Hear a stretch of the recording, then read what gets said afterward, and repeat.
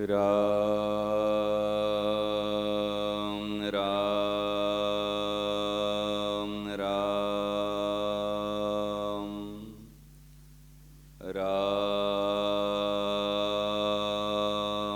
राम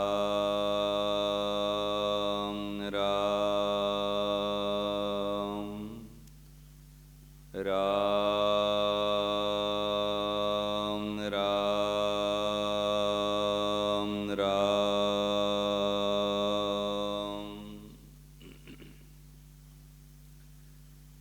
श्रद्धे स्वामी जी महाराज के श्री चरणों में सभी साधक साधिकाओं के तरफ से हार्दिक प्रणाम। सभी सत्संग प्रेमी भाई बहनों को सप्रेम हरिस्मरण। प्रकरण की सारवात इस प्रकार की है। कृपा।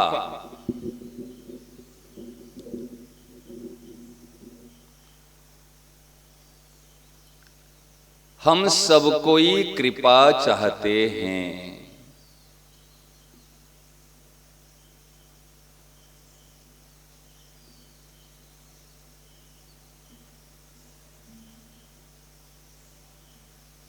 किससे चाहते हैं कृपा? भगवान से चाहते हैं, संत महापुरुषों से चाहते हैं, बड़ों से चाहते हैं जे आप हमारे पर कृपा करो। कोई यदि सूर्य भगवान से कहेगा, हे सूर्य भगवान आप प्रकाश दो, और किसी ने कहे सूर्य भगवान से नहीं कहेगा जे आप प्रकाश मत दो, तो जो कृपा कहेगा, ये प्रकाश देने के लिए कहेगा, सूर्य भगवान केवल उसको प्रकाश देंगे, और जो नहीं कहेगा उसको प्रकाश देंगे नहीं। समझ में आ रहे? क्यों? सूर्य भगवान जो मांग रहा है प्रकाश उसको देना चाहिए, जो नहीं मांग रहा है उसको नहीं देना चाहिए। जो सूर्यार्घ्य देता है उनको सूर्य वरदान देना चाहिए, प्रकाश जो नहीं दे रहा है। वास्तव में सूर्य भगवान का एक सहज स्वभाव है, ये सबको प्रकाश देते हैं। कौन प्रकाश का सदुपयोग करता है, कौन दुरुपयोग करता है, उसका अनुसार फल मिलेगा, परंतु प्रकाश सबको देते हैं। यदि और विशेषता की ओर दृष्टि दें तो सूर्य भगवान का जो स्वभाव है, सूर्य भगवान का जो स्वरूप है, ये प्रकाश पुंज का नाम है सूर्य। क्या कहा? प्रकाश पुंज, उनका नाम है सूर्य। केवल प्रकाश ही प्रकाश। अच्छा बताओ, हमारे यहां दिन और रात होती है, तो सूर्य भगवान में रात होती है क्या? हमारे यहां दिन और रात है, तो सूर्य भगवान में रात है क्या? क्यों नहीं है?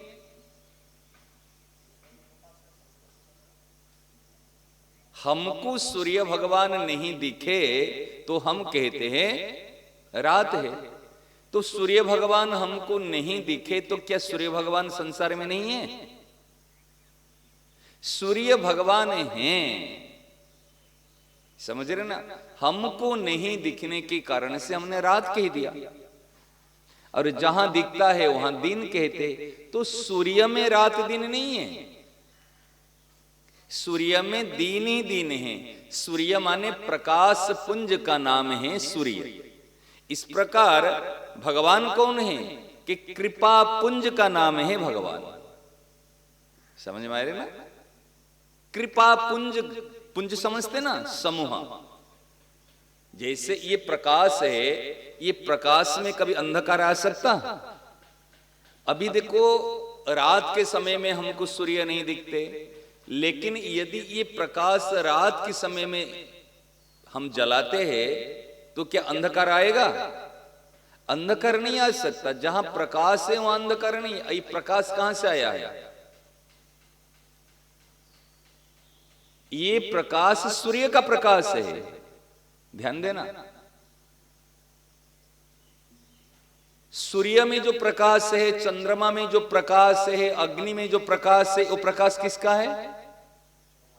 ये परमात्मा का प्रकाश है। समझ रहे ना? भगवान कहते कि गामा विश्य च भूतानि धारयाम्यहमोजसा पुष्णामि चौषधि सर्वा सोम भूत्वा रसात्मकः। पंचदश अध्याय में भगवान कहते हैं पृथ्वी में जो रस है, चंद्रमा में जो अमृत है, ये सब मैं ही हूं। भगवान कहते मेरे से ही है। सूर्य में, अग्नि में जो प्रकाश भगवान का, और हमारे नेत्रों में जो प्रकाश है सूर्य का।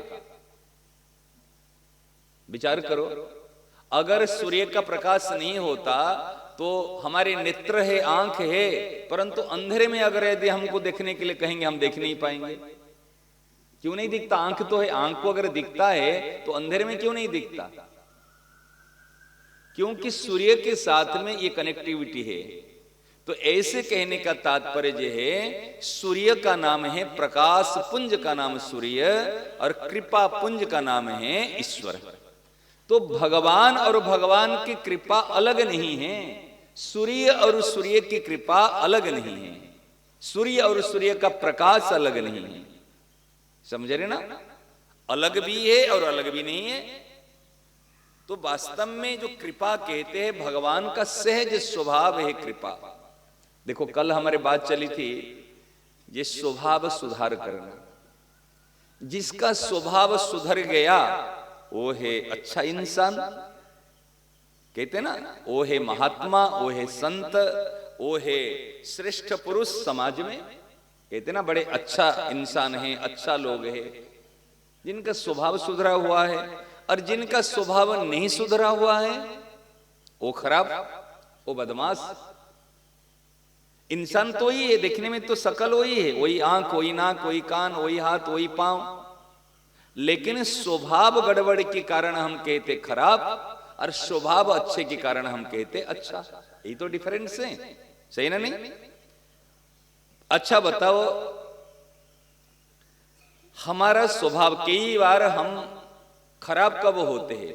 जब दूसरे की स्वभाव की ओर देखते हैं तब हम परेशान हो जाते हैं। वो ऐसे किया, वैसे किया, वैसे किया, वैसे किया। जो दूसरे के स्वभाव और दिखेगा वो संसारी बन जाएगा।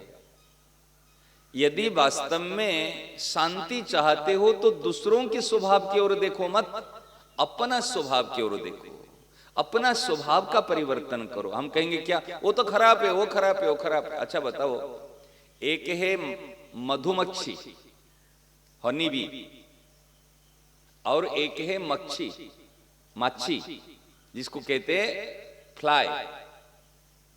समझ रहे? एक मच्छी, मक्खी, और एक मधुमक्खी।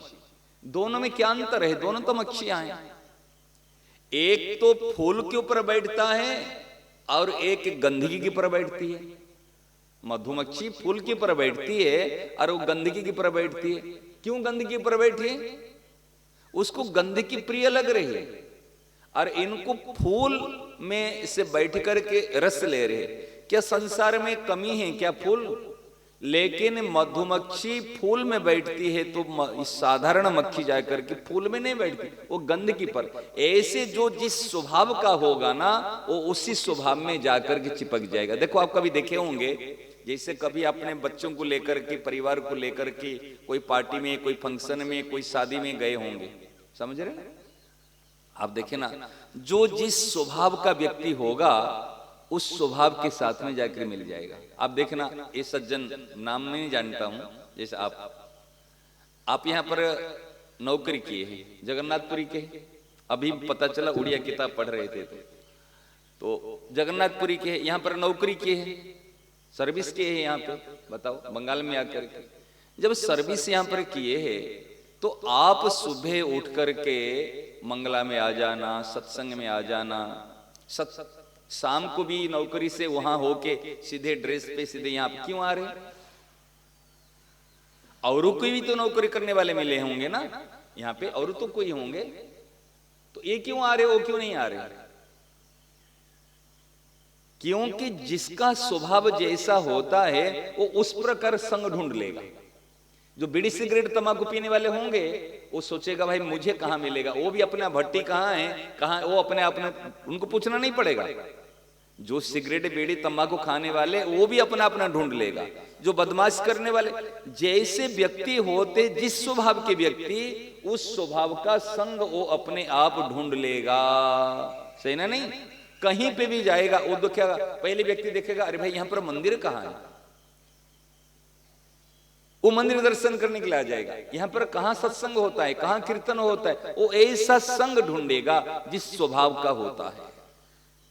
तो हमारा स्वभाव यदि परिवर्तन करना चाहते तो दूसरे की गलती की ओर देखो मत। यदि हमारे माता पिता हमारे गलती की ओर देखते तो क्या हम बड़े हो पाते? बड़े हो पाते क्या? हमारी सारी गलतियों को उन्होंने माफ की और हमको आगे बढ़ाया। ऐसे एक बढ़िया बात बता रहा हूं, जो बात बताना चाहता हूं ध्यान से सुनना। 3 बात बता रहा हूं। एक है संसार का स्वभाव, एक है अपना स्वभाव, एक है प्रभु का स्वभाव। समझ में ना? क्लियर?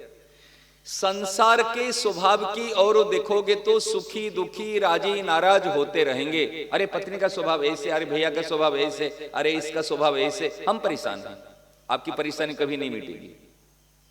यदि वास्तव में परेशानी मिटाना चाहते हैं तो दूसरे के स्वभाव की ओर मत देखो, अपने स्वभाव की ओर देखो और अपना स्वभाव को परिवर्तन करो। हम कहते आग जला देती है, इनका क्रोधी व्यक्ति है वो जलाएगा। समझ रहे ना? आग अगर जलाती है, अगर सूखे कपड़े में आग डाल देंगे, मैचिस डाल देंगे तो जल जाएगा। अगर वो मैचिस को कोई पानी में डाल देंगे तो जल जाएगा? क्यों नहीं जलेगा? वो आगुन को यदि पानी में डालेंगे तो आगुन बुझ जाएंगे। तो ऐसे हमारा स्वभाव यदि पानी की तरफ शीतल हो जाएगा तो कोई कितने भी आगुन डाले तो हम कभी जलेंगे नहीं, उल्टा वो शीतल हो जाएगा।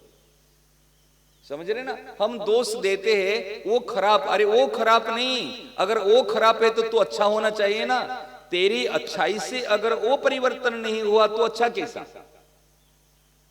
तुम कहता है, अभिमान करता है मैं श्रेष्ठ हूं, मैं अच्छा हूं, अगर उनको गुस्सा आता है, तेरे संग में अगर वो गुस्सा शांत नहीं हो रहा है तो फिर अच्छा इंसान कैसा?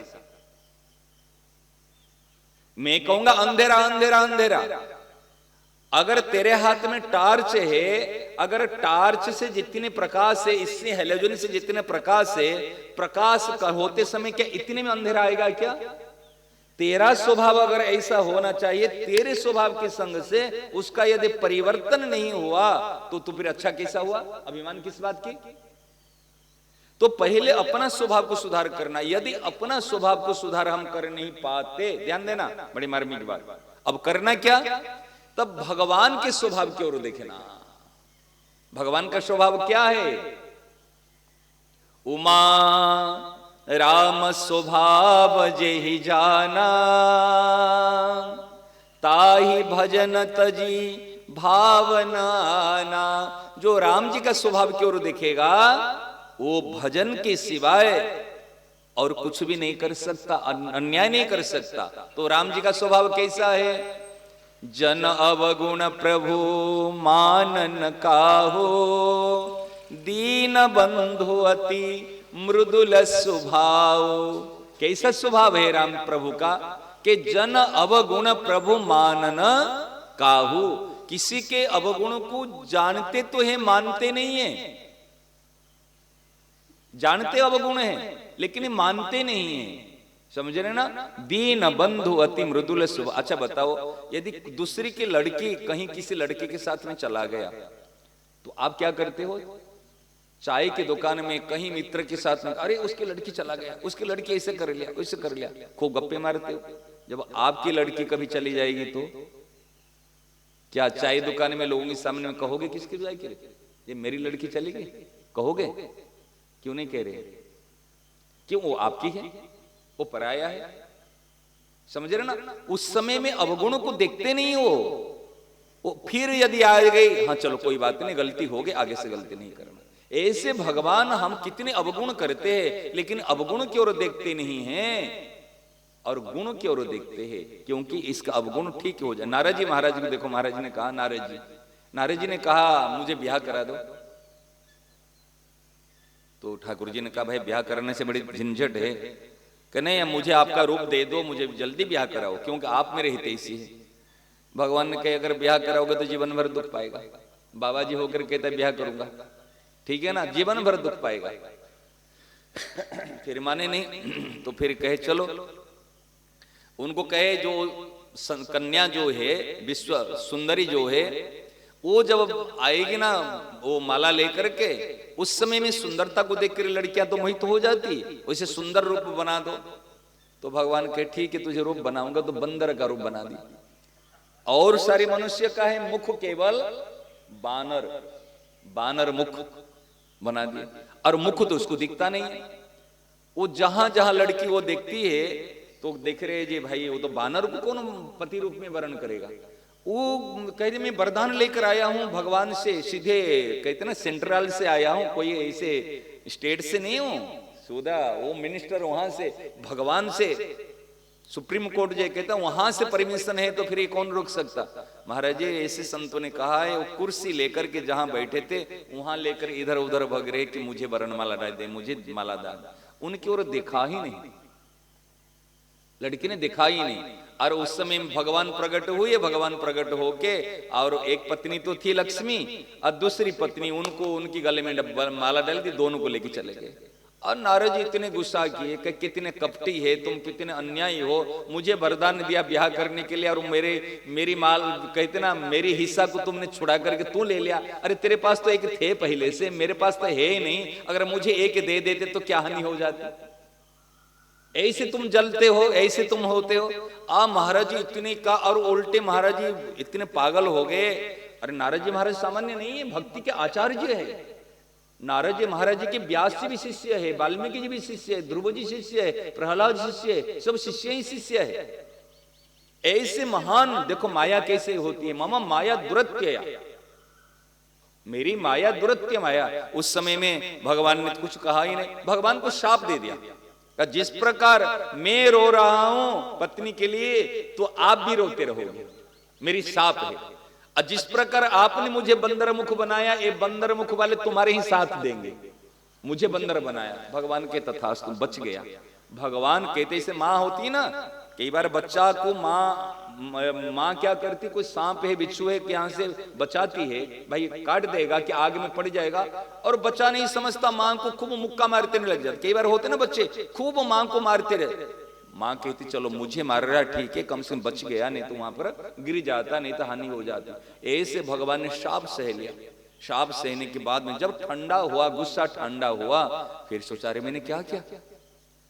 देखा तो बंदर मुख, भगवान के दोनों परिकर थे। कहे देखो तो मुख तो देखो, तुझे कैसे ब्याह करेंगे, मुख तो देखो। और दर्पण तो था नहीं, कुंडी में देखे, पानी की कुंडी में देखे तो फेस में प्रतिमा में पड़ा तो बंदर मुख है। तो गुस्सा आया, उन्होंने वो चीज दे दी, साफ दे दी।